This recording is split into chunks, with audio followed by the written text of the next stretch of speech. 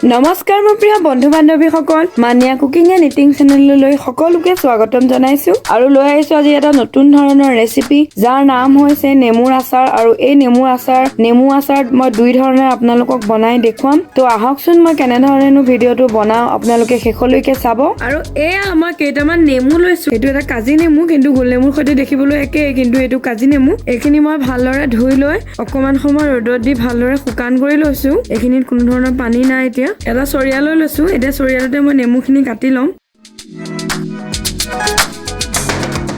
ইয়াৰ বাকলিটো গুচাই নিদু বাকলিৰ সৈতে মই আচাৰ বনাম আৰু এফালৰ মই তিনি চিট কৰি লম এনে ধৰণে নেমুটো যিহেতু অলপ ডাঠ এনে ধৰণে এতিয়া টুকুৰা কৰি দিম অলপ সৰুকৈ কাটিছো 4 টুকুৰা কৰিছো এচিডৰ আপোনালোকে বাকলিটো গুচাইও বনাব পাৰে বাকলিটো গুচাই বনালে একেদিনাই আচাৰটো খাবলৈ ৰেডি কৰিব পাৰি এনেধৰণে নিজৰ সাইজ অনুসৰি নিজে যিটো সাইজত ভাল পায় তেনেধৰণে নেমুখিনি কাটি পেলাব আৰু বাকলিটোৰ সৈতে নেমুখিনি আচাৰ বনালে অলপ সময় লাগে যিহেতু খাওঁতেনে একেদিনাই খালে অলপ তিতা ভাৱ এটা হয় যিহেতু নেমুৰ বাকলিখিনি তিতা হয় তো সেই কাৰণে আপোনালোকে আচাৰখিনি বনালে একেদিনাই নাখাব দুদিন দেৰিকৈ খাব সাঁচি ৰাখিব আৰু এইখিনি চাওকচোন মই ধুনীয়াকৈ নেমুখিনি কাটি ললো ইয়াত কিন্তু গুটিখিনি থাকিবলৈ দিয়া নাই আৰু এতিয়া মই কেইটামান ভোট জলকীয়া লম এইকেইটা মই ভোট জলকীয়া লৈছো আৰু এইকেইটা মই এতিয়া এই নেমুখিনি ওপৰতে বীজ জলকীয়াখিনি মই এখন কেঁচিৰ সহায়েৰে কাটিছো আপোনালোকে যেনে ধৰণে কাটিব বিচাৰে তেনেকৈ কাটিলেই হ'ল এনে ধৰণে কাটি লৈছো এইখিনি একেলগতে কাটি দিছো বেলেগকৈ লোৱা নাই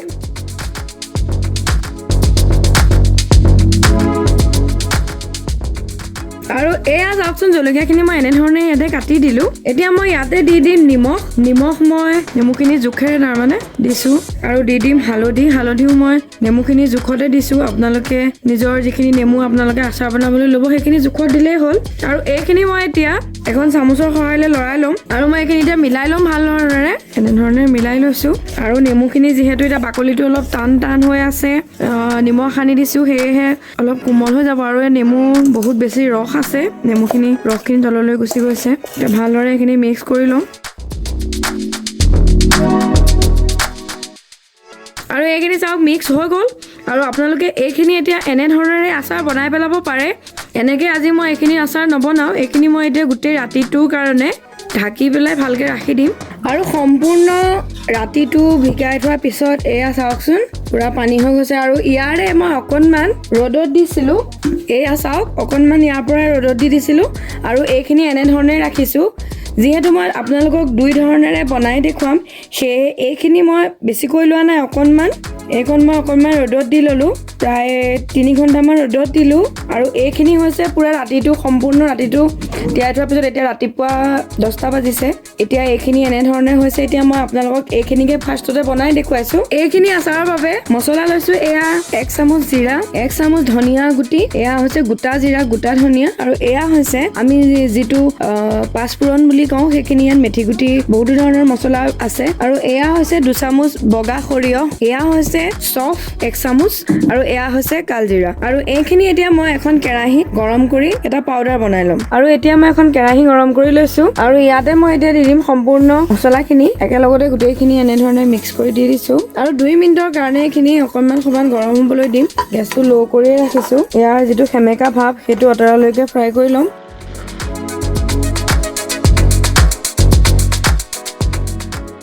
আৰু এইখিনি ফ্ৰাই কৰা হৈ গৈছে এতিয়া মই এটা মিক্সাৰ বাতিলৈ লৈ ল'ম আৰু এয়া চাওক এটা মিক্সাৰ বাতিলৈ লৈ ল'লো এতিয়া মই এইখিনি পাউডাৰ বনাই ল'ম আৰু এতিয়া এখন কেৰাহী গৰম কৰি লৈছো ইয়াতে দি দিম এতিয়া মিঠাতেল প্ৰায় 2 কাপ মানে ব্যৱহাৰ কৰিছো সৰু কাপেৰে আৰু এইখিনি সম্পূৰ্ণ গৰম হ'বলৈ দিম আৰু গৰম হোৱাৰ পিছত মই অফ কৰি একেবাৰে তেলখিনি ঠাণ্ডা হৈ যোৱালৈকে ৰাখি থম আৰু এই নেমুখিনিতে এতিয়া মই ইয়াতে দি দিম মছলাখিনি যিহেতু মই মছলাখিনি পিচি লৈছিলো আৰু এনে ধৰণেৰে মই এতিয়া দি দিম আপোনালোকে নিজৰ জোখত মছলাটো ৰেডি কৰি ল'লেই হ'ল নেমু আচাৰত বেছিকৈ মছলা নিদিলেও কিন্তু খাই বৰ ভালেই লাগে তথাপিও মই অলপমান মছলা ব্যৱহাৰ কৰিছো আকৌ এনে ধৰণেৰে মিক্স কৰি দিম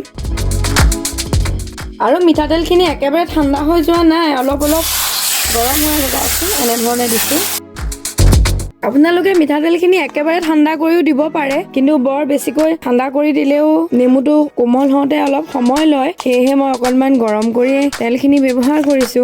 আৰু এয়া ৰেডি হৈ গ'ল। এতিয়া মই এটা গ্লাছৰ বৈয়ামলৈ আচাৰখিনি ভৰাই ল'ম। আৰু এয়া চাওকচোন, মই ৰেডি কৰি পেলালো আজি নেমুৰ আচাৰ। আৰু এনেধৰণেৰে বৈয়ামত মই ভৰাই লৈছো। যিহেতু বৈয়ামটো সৰু, সেয়েহে দুটা বৈয়াম ইউজ কৰিছো। আৰু এই আচাৰখিনি ভৰাওঁতে এটা কথা লক্ষ্য ৰাখিব, যাতে ইয়াত আচাৰখিনি ভৰোৱাৰ আগত বৈয়ামটো কেতিয়াও তিতা নহয়, আৰু তাৰ প্ৰতি লক্ষ্য ৰাখিব। এই আচাৰখিনি আপোনালোকে সদায় ৰ'দত উলিয়াই থাকিব, আৰু এইখিনি আচাৰ আপোনালোকে খাই ভাল পাব প্ৰায় 10-15 দিনৰ পিছতহে। যিহেতু ইয়াত নেমুৰ বাকলিৰ সৈতে ব্যৱহাৰ কৰিছো, সেয়েহে ইয়াত তিতা তিতা লাগিব এতিয়া। কিন্তু আপোনালোকে লাহে লাহে যেতিয়া আচাৰখিনি ৰ'দত দি দেৰিকৈ খাই চাব, তেতিয়াহে আচাৰটোৰ আচল টেষ্টটো আহে। আৰু আপোনালোকে মোৰ ভিডিঅ'টো চাই কেনে পালে, মোৰ আচাৰৰ ৰেচিপিটো চাই কেনে পালে কমেন্ট কৰি জনাবলৈ নাপাহৰিব। আৰু আহকচোন মই দ্বিতীয়টো আচাৰ আপোনালোকক বনাই দেখুৱাও।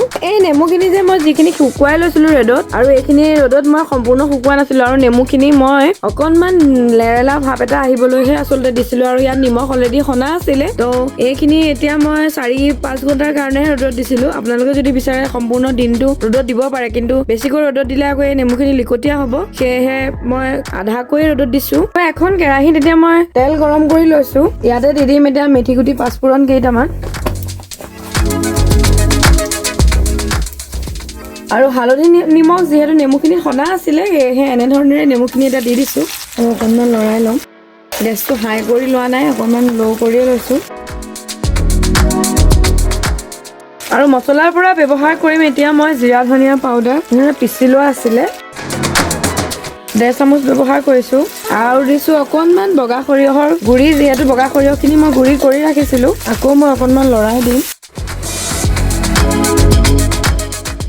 আৰু এয়া চাওকচোন, ভাজি হৈ গৈছে। এতিয়া মই ইয়াতে দি দিছো ক'লা সৰিয়হ, মানে সৰিয়হৰ পাউডাৰ। আচলতে সৰিয়হৰ পাউডাৰটো মই আগতীয়াকৈ কৰি ৰখা হৈছিলে। মই প্ৰায় 2 চামুচ মানে সৰিয়হৰ পাউডাৰ ব্যৱহাৰ কৰিছো। ঠিক তেনেধৰণে লৰাই ল'ম অকণমান।